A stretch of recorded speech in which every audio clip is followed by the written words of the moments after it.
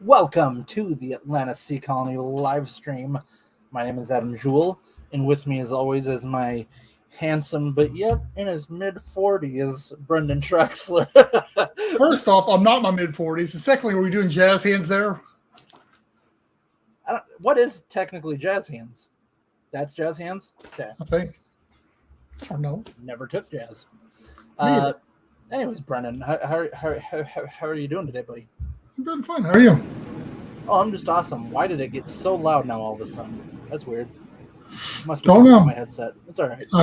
Yeah. Having some audio difficulties on my side. Yeah, so what is new? Not much. Hey, if anybody joined us last week for our impromptu little thing with Carly, thanks for hopping in there. If you're coming in, and because you viewed that last week on our YouTube or Facebook or whatever, welcome. That was fun. It was a good time. We've been getting some good comments and stuff on our YouTube channel about that too. So very cool. We like the discourse and a dialogue.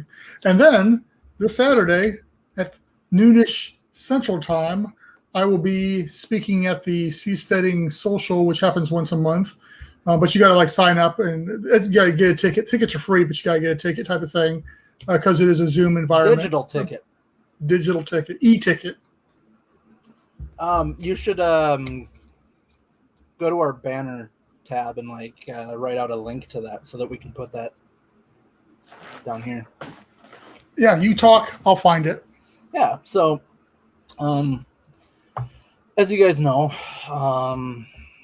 I'm very handsome, and I love water.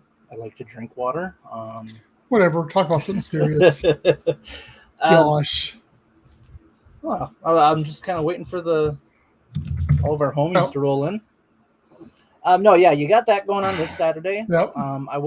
I'd like to be a part of it. I'd like to attend, but I will be on my way to a Vikings game this weekend, taking my daughter. But besides the point, well, you're looking at the things, so I'm not going to ask you. No, go ahead. I can do two things at once. I'm scrolling. I was just going to say, just what's new in the world of the ocean? Here we go. Here we go. I got it already. I got it. I'm going to drop it in the chat here because it's a long link for some reason. So it is in chat. Well, so yeah, basically what you're asking what we're going to be talking about tonight, I think, is where you're trying to go with this. Well, I was just making, if there's any like recent news that you wanted to go over quick or anything that jumped out at you before we got into it. But no, I've been really focused more on trying to get ready for this thing on Saturday. So I've kind of been in my blinders on getting everything ready for that. So so people who've been responding to me, I've been slow to get back with people. Man, we got this guy. His name's talked to him before. I think it's been a while. Stephen Russell. He's been blowing my email up with some great ideas, just like email after email of just different marketing ideas and different ideas for Atlanta Sea Colony. So, man, thank you very much if you're watching this. Yeah, keep it coming. But yeah, otherwise, no, I've been slow getting back with people.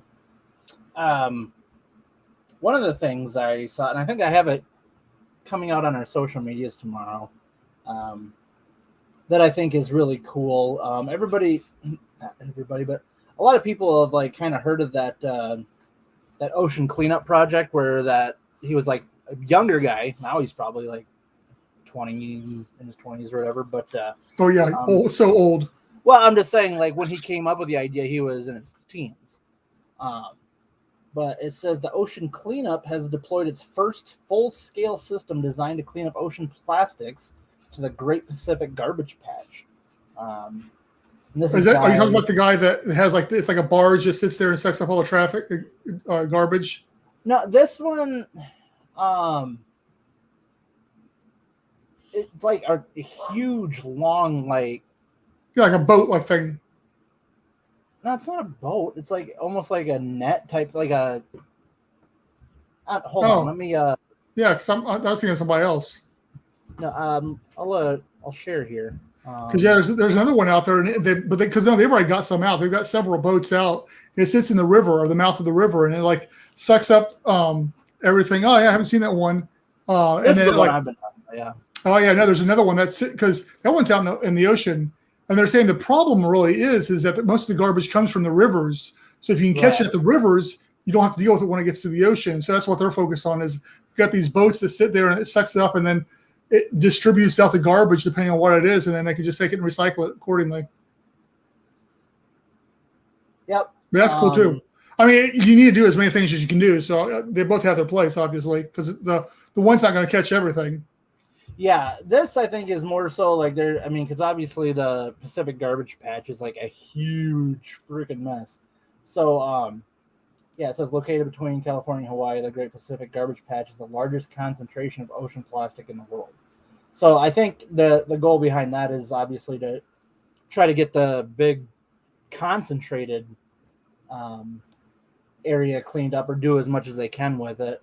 Because obviously this is still like a habitat also for a lot of the marine life.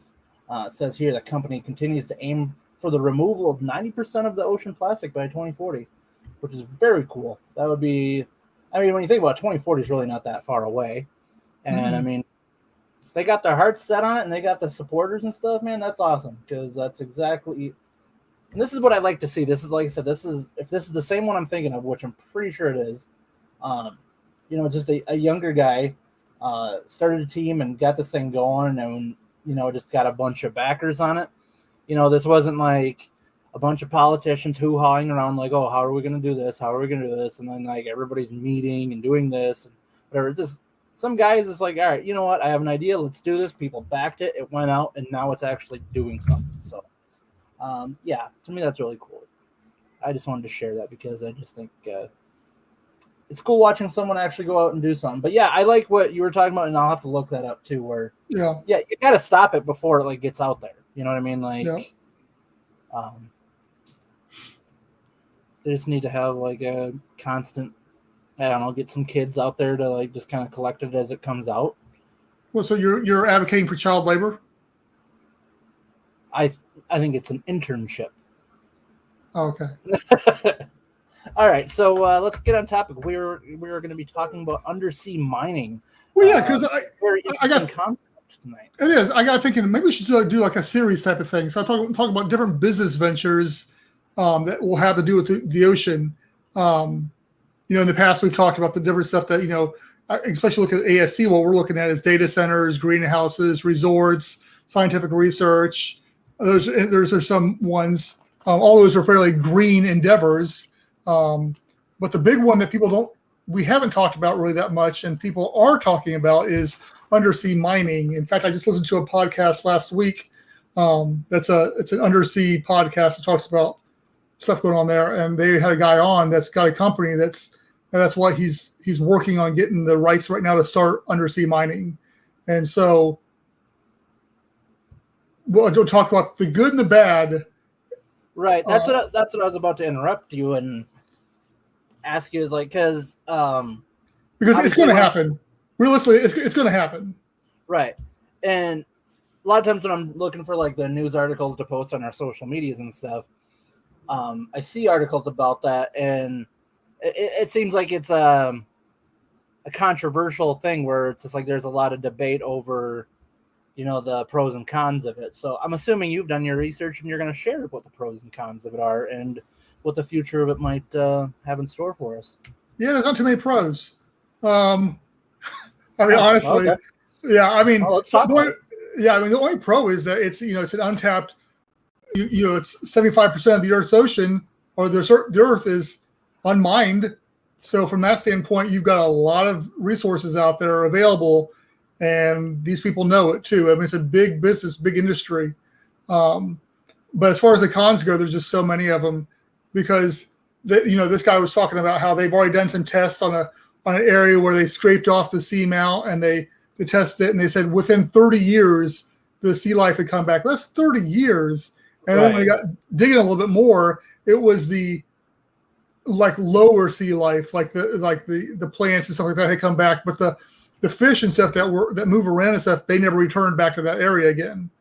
And also, it was just a very temporary. It's like the best area possible to test it on, so it wasn't like a real world environment. Because if you start killing like black smokers, like underwater volcanoes and stuff like that, that's going to destroy the ecosystem of that area and have some profound effects.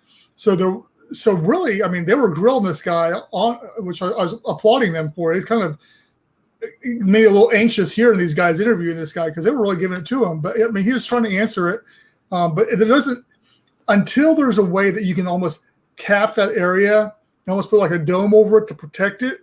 Because as soon as you it's going to start throwing sediment up in the thing. Mm-hmm. It makes it dirty, filthy. If they have any sort of issue, then it's going to pollute the area. So you almost have to put a dome over this sector, do your mining there, clean it up, then remove the dome type of thing. And nobody's going to invest that kind of money, I think, to do that. They don't care that much because it's going to carry their bottom line.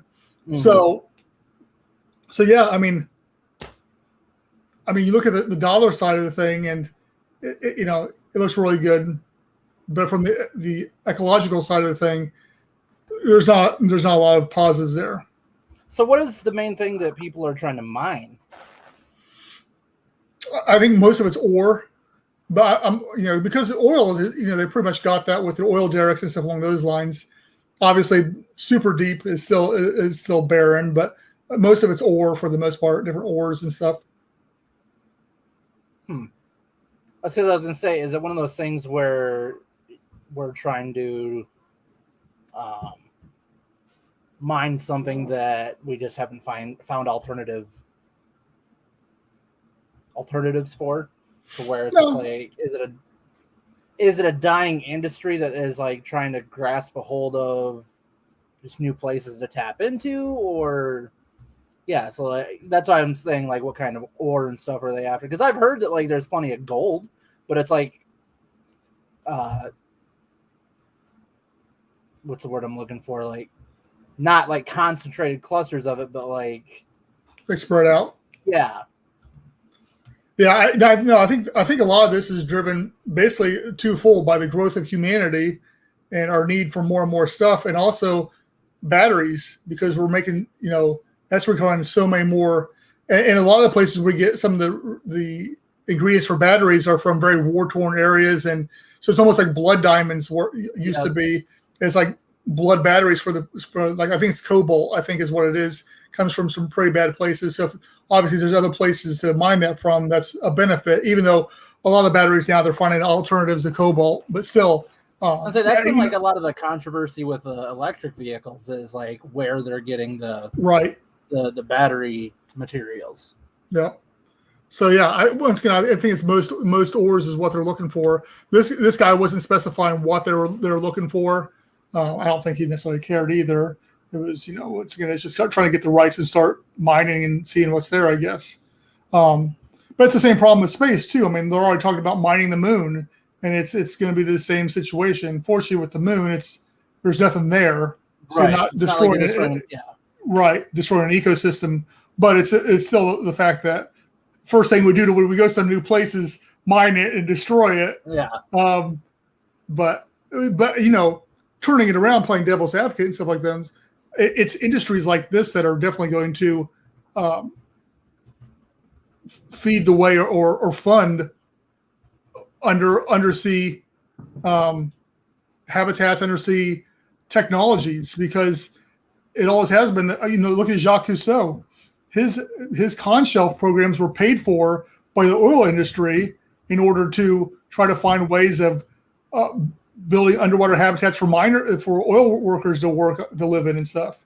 So it's these big businesses that have funded the way in the past for a lot of our way of life. I pulled up an article here. It's an old article. It's from June 21st, 2013. Ooh. It says the pros and cons of deep sea mining.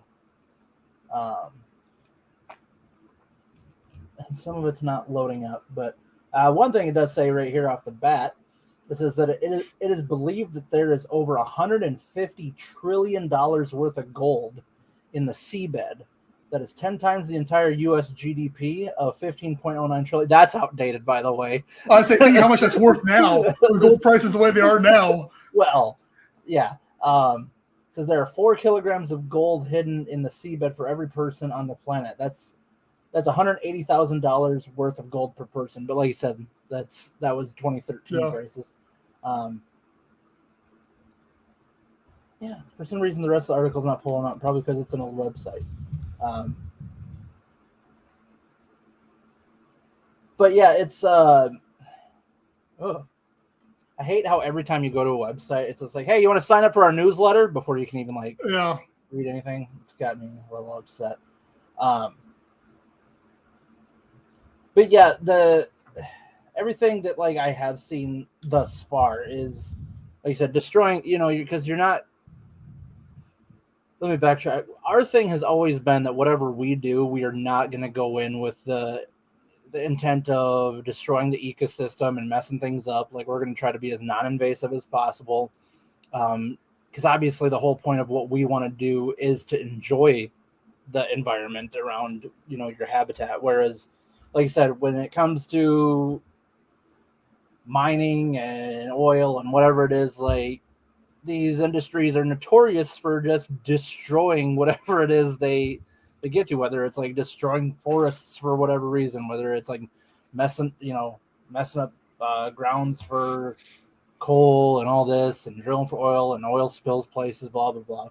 So I mean, yeah, it makes you worry because it's like I said, I'm on the fence because you have the potential to find alternative ways of obtaining a resource, but at what cost? Yeah. And I don't, you're going off there talking about how always negative things. There's a lot of positives that come from, the oil industry and some of those lines. You look at, they usually, most times the oil industry and stuff like that, you look at the ground and stuff like that where pipelines have been laid and stuff, and usually it goes back to being normal. The ecosystem repairs itself and goes back over time. Mining, not so much. I've yet to see a mining location that isn't left as a giant hole in the ground, right, or something too. So, I have a little bit more leniency with the oil industry than I do the mining industry with that fact. Yeah, that's fair. At the same time, Yeah, I'm with you. It's going to happen. It'll happen pretty soon too. Is my guess. So I mean, I guess that brings up the question: is you know, there's not much you and I can do about it. But as a society, how do we respond to this? We can stomp our feet and we can sign protests all day long, but the money is going to write the bills and they're going to get it passed. So I say it's an inevitability that's going to happen. So I think that's I've said before, as we're the first people to start building habitats underwater open to the public, have to be the ones that set the rules and set the standards for how everybody else behaves in this industry. And I think the same thing needs to be said for like the people with the mining industry too, is it has to be, and unfortunately it probably won't be, an ethical company that's looking out for the best of everything involved. Glenn's got something here saying something here. What's going on? Says, try to imagine 1920 and they had an environmental organization as we do today. Would we have ever grown enough to feed the amount of people we do today, or would environmental restrictions stagnate and hinder our abilities to do what is needed to advance survive? Would the farms be limited and would the growth of our planet be stunted? Just a thought.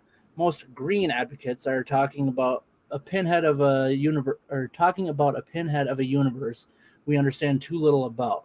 Responsibility is what most everyone I know. Yeah, and I agree. Because I would not count myself as an environmentalist by any stretch of the imagination. I believe that we need to take care of our environment, but I'm not going to cut off my left hand for my right hand type of thing either. We're not going to do away with the oil industry. If we did, all of our lives would drastically change overnight.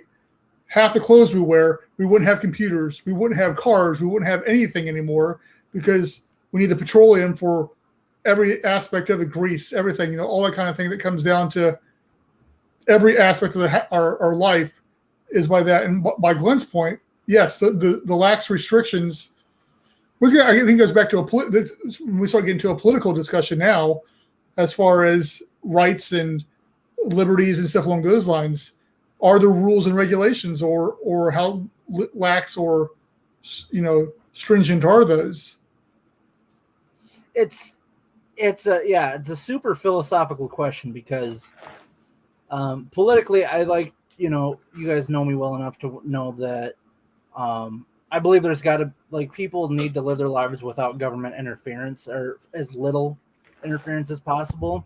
But I do also understand that when people don't have guidelines, or if they don't have something to keep them in check, people will act irresponsibly. Some will, not all. I like to believe that most people are going to be good. So it's just if we didn't have a lot of the environmental protection laws and stuff like that, would companies be just go crazy and be okay, we're just going to, we don't have to follow any rules, we're going to tear everything up? Or is it going to be where someone, that's going to open up opportunities for people that are more, green-minded or eco-friendly minded to work through these ventures and maybe have less red tape to jump through in order to open their, pursue their visions with whatever it may be. So, yeah, that's where I've always struggled with a lot of different topics. Is it's just I'd like to believe that if you don't restrict people, that they'll do good things. But there are going to be people that abuse that. Yeah, and again, to Glenn's point, he's talking about would the farms be limited and would the growth of the planet be saturated? Well, even today, growing up in Illinois, I know lots. It's all farmland for the most part where I'm from, and there are. I mean, it's even to this day, it's heavily subsidized, and they're kind of told what to grow and what not to grow by the government. It's if you're growing beans, we'll pay you not to grow beans this year because we've got either an influx or a shortness of it. So even to this day, the government has its hand in it. But yes, back in the turn of the century, where those regulations and stuff weren't in play, probably half the United States wouldn't be farmland now if our rules today were back then. And who knows where we would be.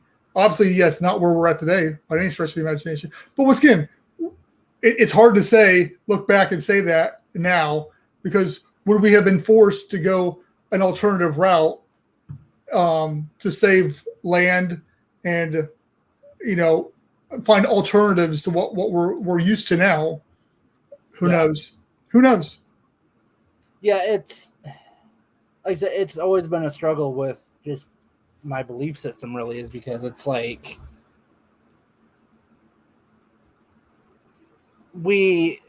I wouldn't say, like I said, I wouldn't say I'm an environmentalist, but at the same time, like, I do think it's like super important to, preserve and protect certain, as much area and wildlife and all that is possible, because I do believe that if we didn't protect certain, I guess, areas and whatever, that people would just tear it down, or people would just, we've seen over the last, let's say 2 centuries or whatever, the amount of like animals that have gone extinct. And it's not just because of, how nature works, but, human interference has caused a lot of that, whether it's from hunting or destroying habitats or whatever it may be. So yeah, at some point someone had to step in and say, okay, we got to start figuring out how we balance everything.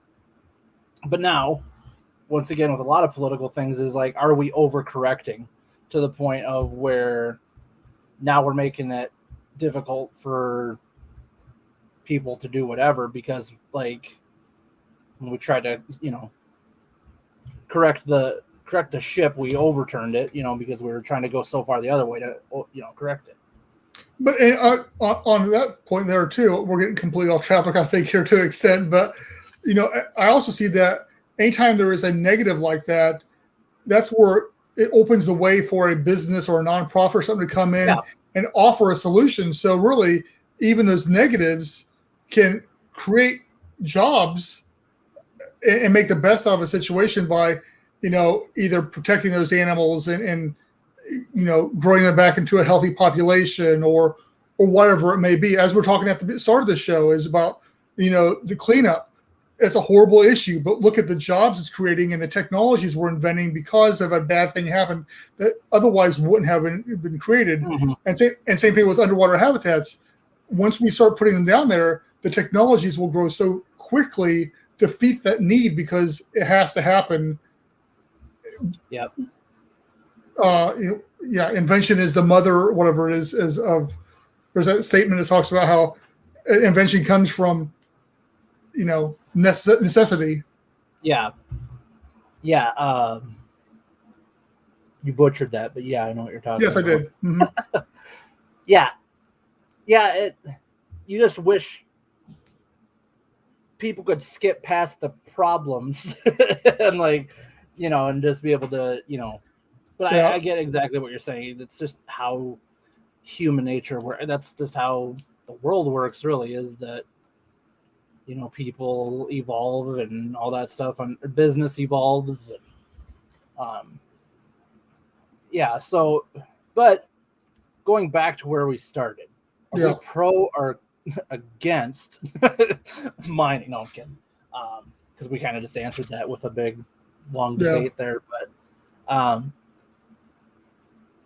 so I guess what do you envision how it should go then? If it's something that's going to take place, how would you envision this industry going? So, little known fact, back when I first started designing Atlantic Sea Colony, I had designs for like an underwater mining / oil platform.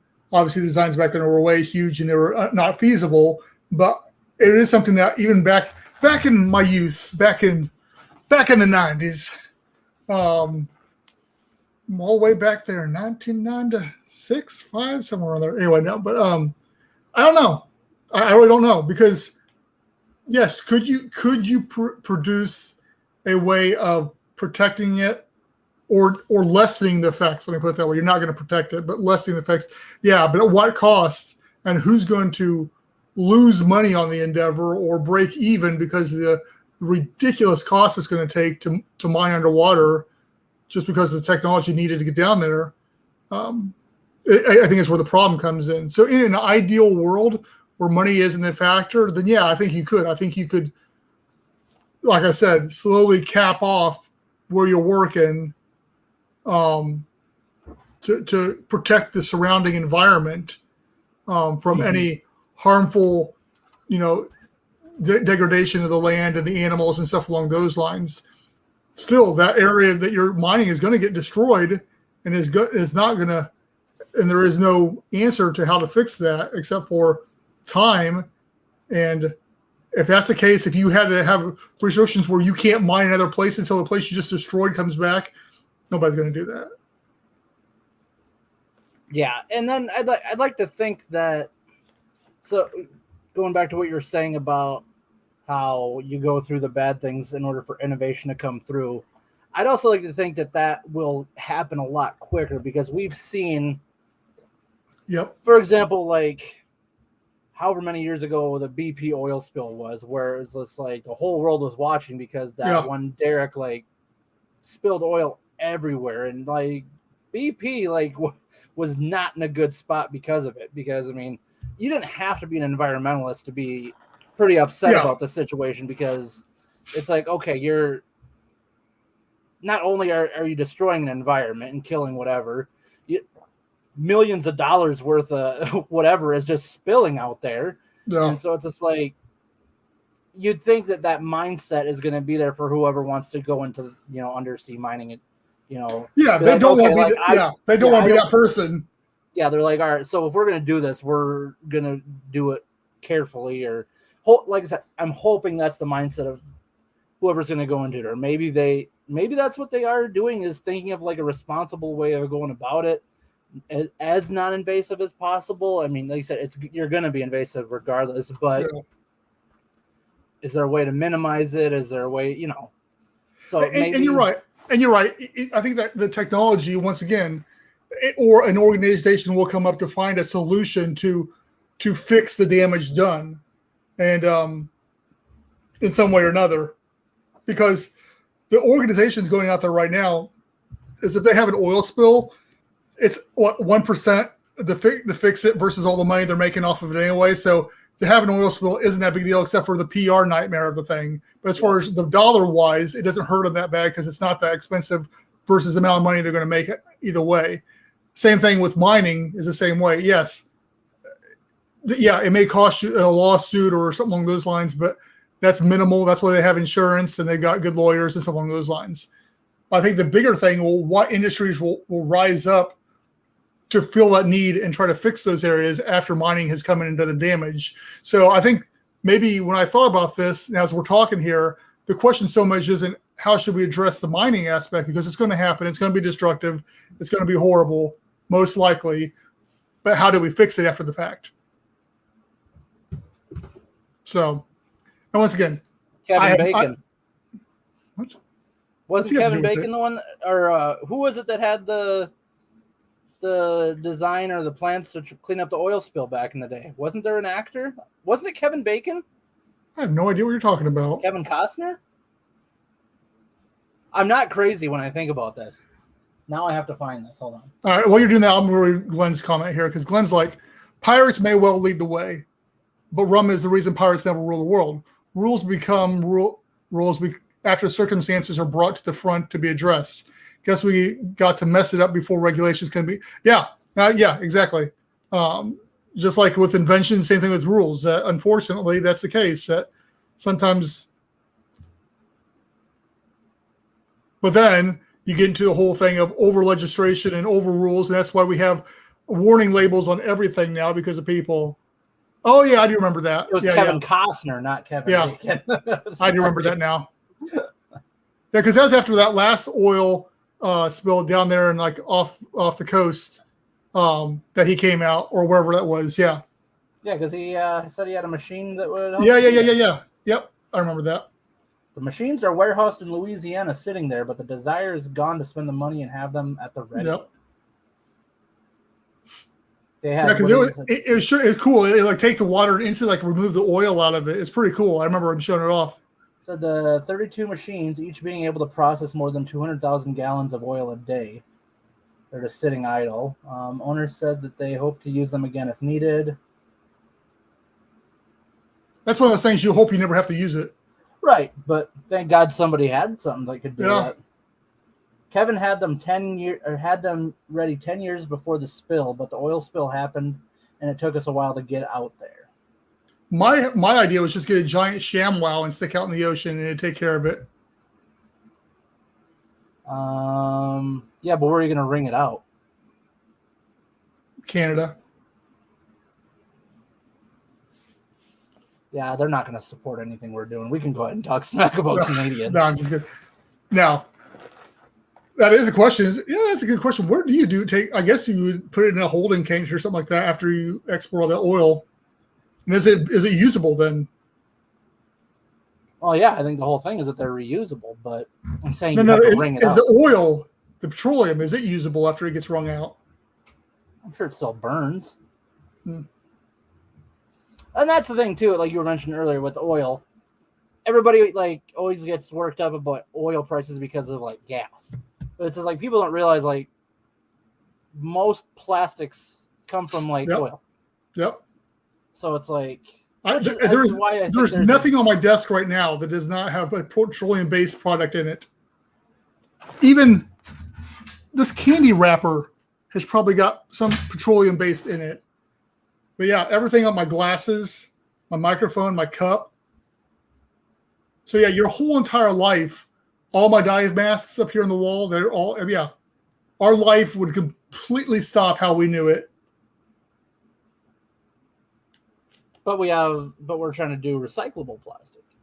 We are, but that fixes the plastic aspect of it, but doesn't fix the other issues. No, I'm saying it takes that part of it away. Yeah, no, yeah, it's baby steps. Yeah, it is baby steps. I think we've created enough plastic things in the world that as long as we keep recycling them, we'll have an endless supply of plastic. Mm-hmm. And now we just need to do the other stuff. I mean that can be a whole that has nothing to do with us, but yeah. Eventually it will run out. Maybe not in our lifetime or whatever, but it's just like, so at some point we do have to figure it out. Or maybe we'll all die because of an asteroid. I'll be in my underwater habitat, surviving it out. I still don't think that helps. Yeah. Think of all the underwater dinosaurs that died during the... They weren't as smart as us. They didn't have underwater habitats to live in. The caves! Yeah. That's how Loch Ness Monster got to work. But see, it cut off their food supply, and if you can still grow your own food and produce your own oxygen and water from their surrounding, whatever. I'm just saying. I'm tired of hearing your crap. I don't think it's that big of a deal anymore.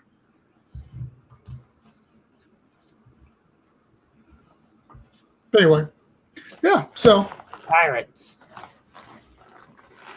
Yarg. So yeah, I think we're going to keep on going this series. I think next week we'll talk about another underwater business potential that that may involve the future of funding underwater habitats and exploration, stuff along those lines. But we do have some guests coming up. I got to get back with our marine biologist, make sure he's good to come on here later this month.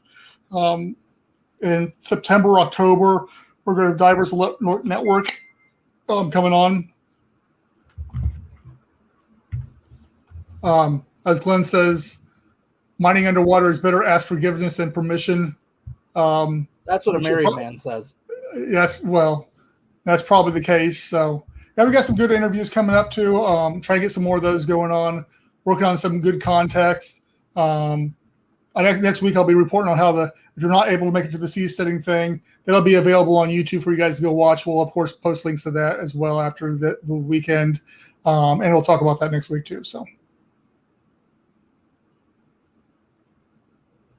I'm good. Anything else you want to add, Adam? You want to run through the outros then? Let's do the outros. The tro's about. Okay, so guys, hold on. Right over here, AtlantaSeaColony.com. I got it. You got it. Okay, thank you.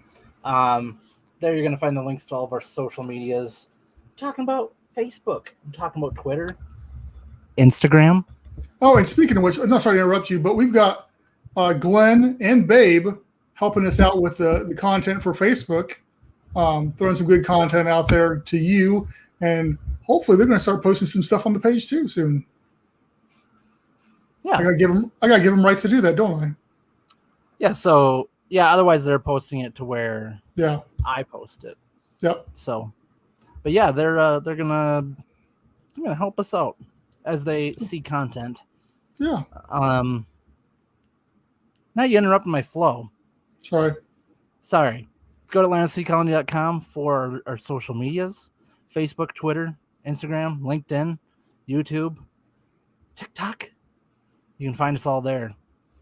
Also, you can go to Patreon.com. You can sign up for $1 a month or $5 a month for helping us out, Brendan's always trying to think of some cool exclusive content for Patreon members. And while we're talking about Patreon, we should just do it in this order. Okay, so we have our patrons, Edward Haas, Brian Acosta, S. Babe Hyde. Those guys are helping out, so thank you, gentlemen, for helping us with that. Also, if you have like $13.07 just sitting around and you're like, what am I going to do with this $13.07? Brendan, what do you think they could do with that? They could buy a coffee at Starbucks. Yeah, but what would you rather do? Ooh, they could always PayPal us and give us that change. You could send that $13.07 to www.paypal.me/AtlantaSeaColony. And we'll gladly accept it and we'll gladly put it towards building our habitat. Also, AtlantaSeaColony.com/merch. We have some cool merchandise over there. Neither one of us are wearing it right now. Yeah. Brennan, we got to be better about that. I'm going to order some more this week, I think. My stuff's in the wash right now. I can't find my ASC hat. I don't know where the heck I left that at. So I have to do a search for that. But then again, it might be a good enough reason just to buy a new one too. So true. Can never have too many hats. I love buying hats. That's my thing. Like some people like shoes and stuff. Mm-hmm. I like to buy a good hat. This is a brand new hat, and I'm really enjoying it. It's not dirty right now, so yeah, I'm enjoying this. But anyways, so those are all ways that you can help us and stay in touch with us and be a part of our community. So having said that, Brendan, we'll see each other next Tuesday. Yes, sir. All right. So, guys, I want you to take care of yourselves, and we will see you next week.